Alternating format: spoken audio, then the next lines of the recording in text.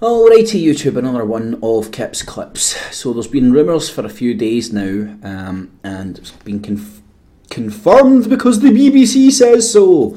But it came out in a few newspapers today that Edward Snowden has entered the race to become Glasgow Uni's rector. Not rectum, rector.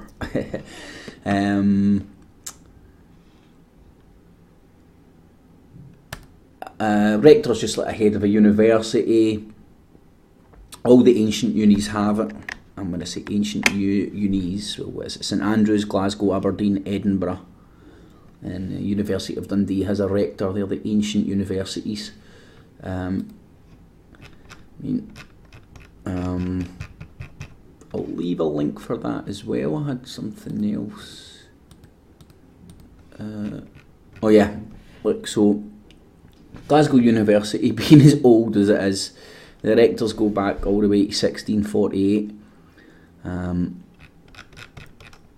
Coming forward, you can see it's become less of a prestigious role as it was back in the start. It's more of a ceremonial role in the sense that it's all celebrities and stuff that tends to be the rector now. Current rector's Charles Kennedy, ex-politician. Enough said, politician in the club. This dude's very interesting one. That's the Israeli guy that blew the whistle on Israel's nuclear programme. Shh! It doesn't exist.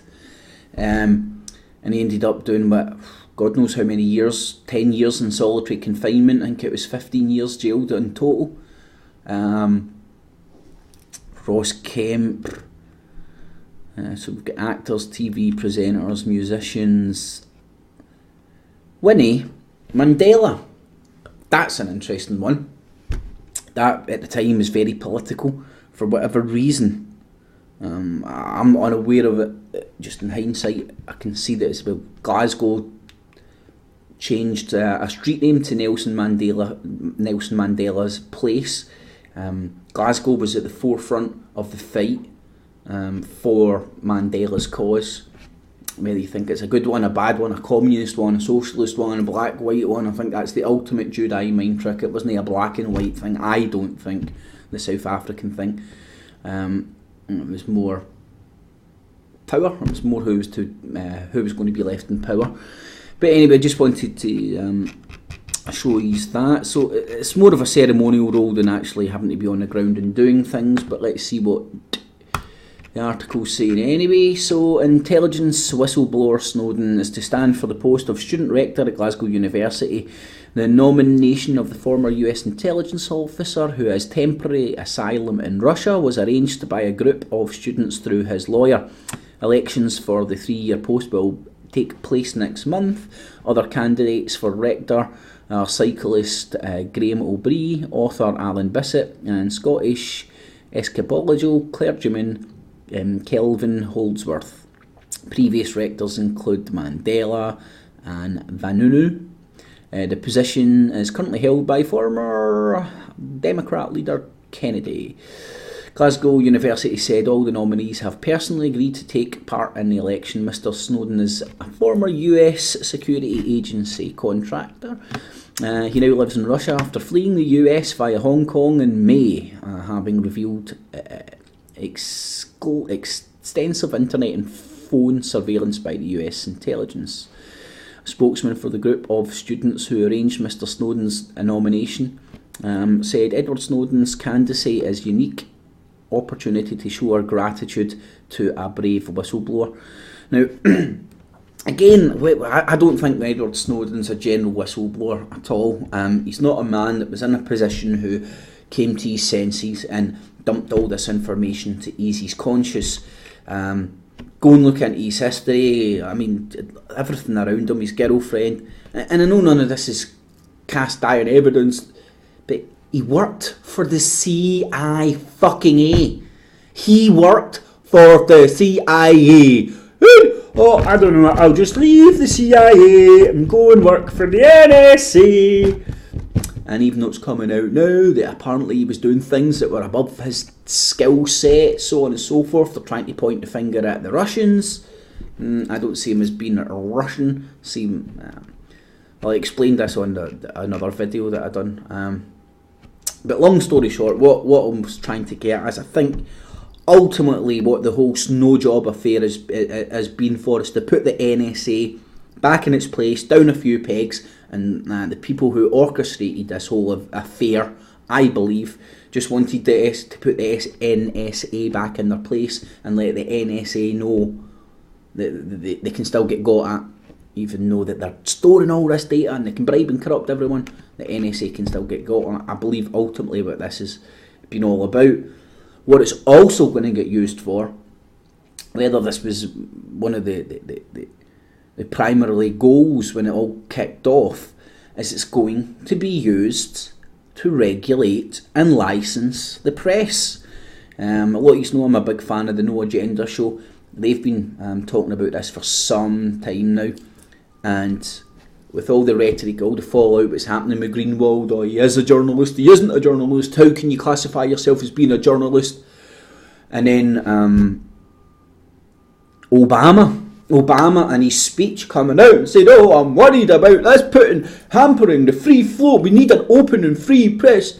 Right, well, his answer to an open and free press is going to be fucking licensing people to be journalists, and those are the cunts are the only ones that are allowed to go and have the freedoms of a press.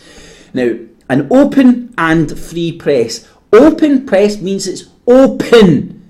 Anybody can fucking do it, right? If you start licensing people to be journalists and go, you can't print his words, he's not a licensed journalist, ultimately they are going to be able to sell it to people, man, because unfortunately people are too stupid and don't give up enough resistance against the onslaught of the slavery. They're going to get it put in place, and they're going to be able to license journalists. So again, it's fucking just control.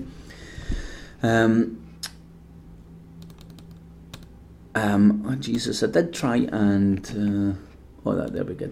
Now, it isn't the first time this has been brought up. You had the Leveson inquiry.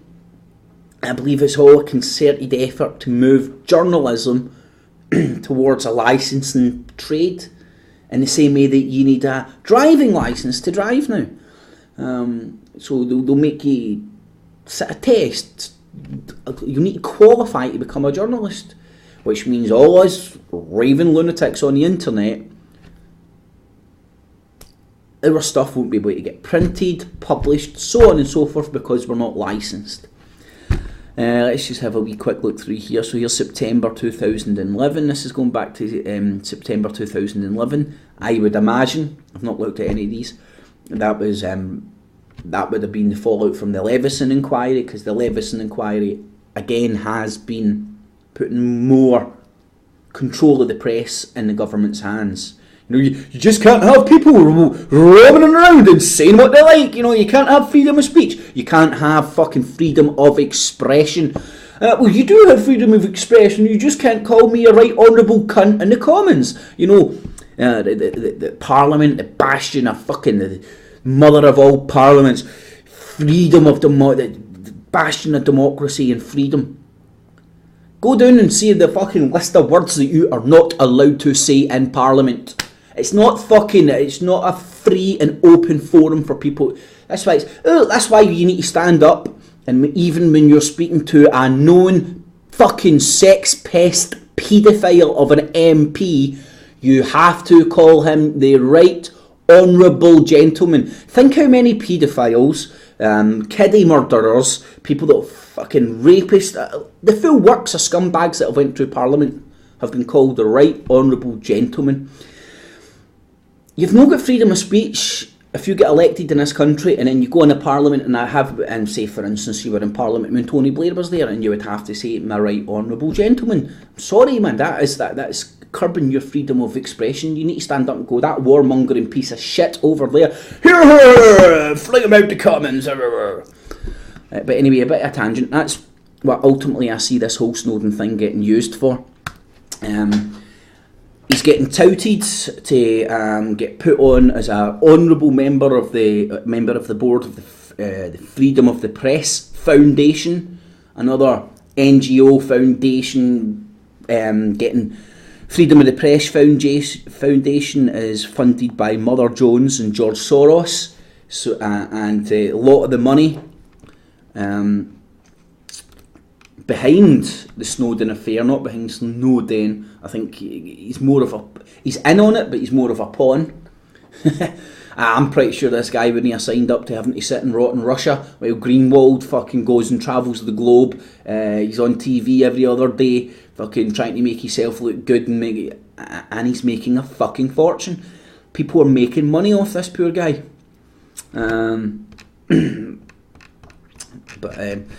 Anyways, I hope that's not too much of a ramble. And if you go and keep an eye on them moving towards licensing journalists. So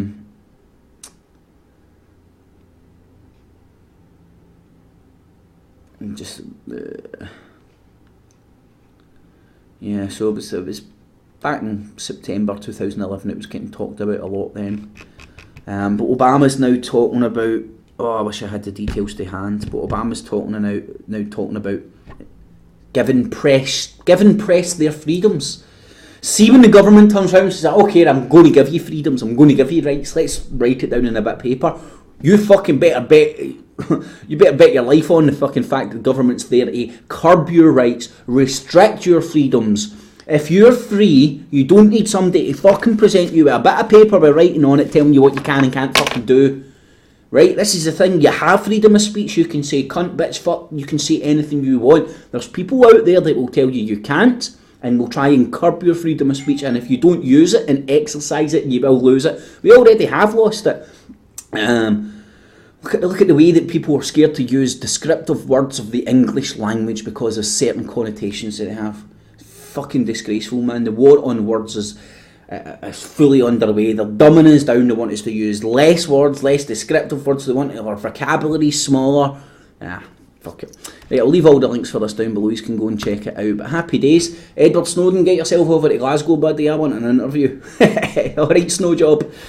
So thumbs it up, share it on Facebook, Twitter, Google+, if you're glad I brought the information to your attention. Subscribe to the channel, keep up to date with the latest news and updates. Check out all the links below. Facebook, Twitter, Google+, the works. Good way to keep in touch if the channel gets shut down.